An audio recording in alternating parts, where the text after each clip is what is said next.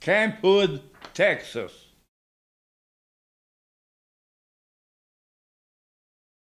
They had about a 3-acre plot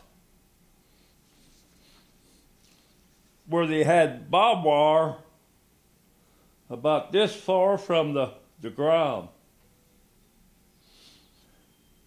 And we had a crawl underneath this with my army, everything I owned. I had it tied to me, and then we had to crawl through that. And then they said, "Don't stand up," because they shot live bullets across here. If we'd have stood up, we'd have got killed. But anyways, once in a while, they made us stop, and then there was a bomb about 10 feet from me, and when we was resting, that bomb went off. And that's when my hearing.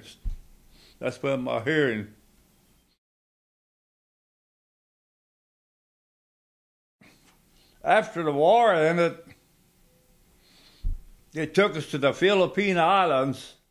First I was in Mindoro 8 months, and then they took us to Mindanao, and then I had to train Filipinos in the Army.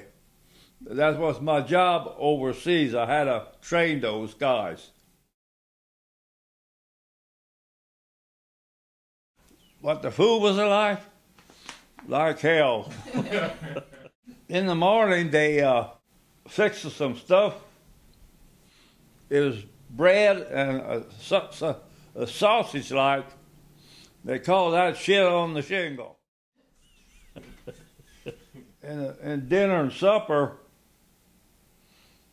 we had spam. That there wasn't worth a dollar. And then the Negroes, they worked in transportation, and they drove trucks, and they go down to ships and get the food off the ship. They're supposed to take it to us. Many a time, we looked in the truck, and they had the best beef that you could ever see. And they took it to the mess hall for them cooks to fix it for us.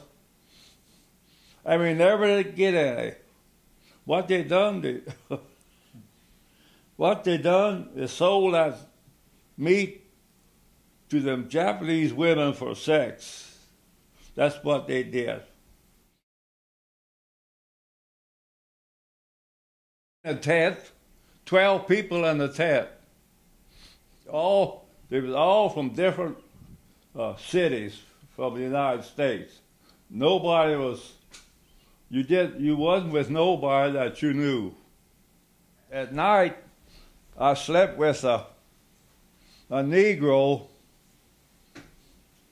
and he was really mean.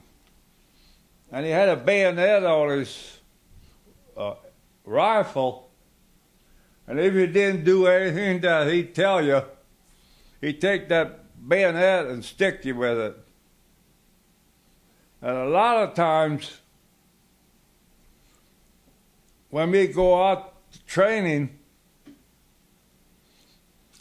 he'd go out there, and if he'd see a young woman out there, he'd go out there and stick his bayonet in her and rip her wide open.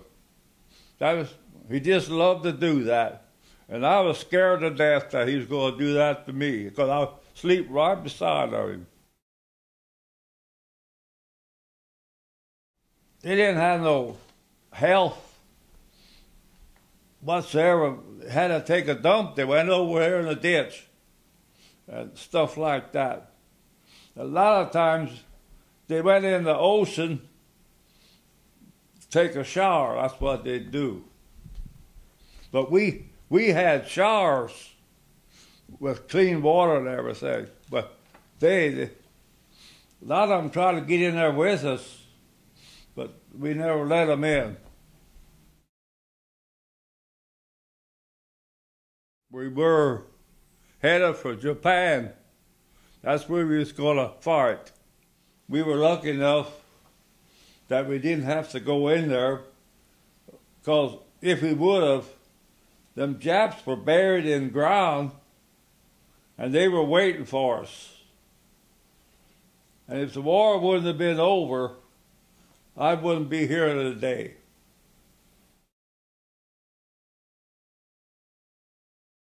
Them guys, they were turning somersaults and everything else on the ship.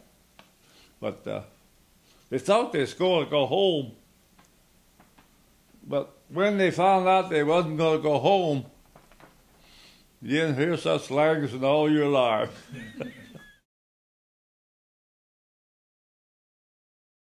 We just didn't know what to do, because during the war, guys that were married, their wives left them and run around with somebody else and get married, and then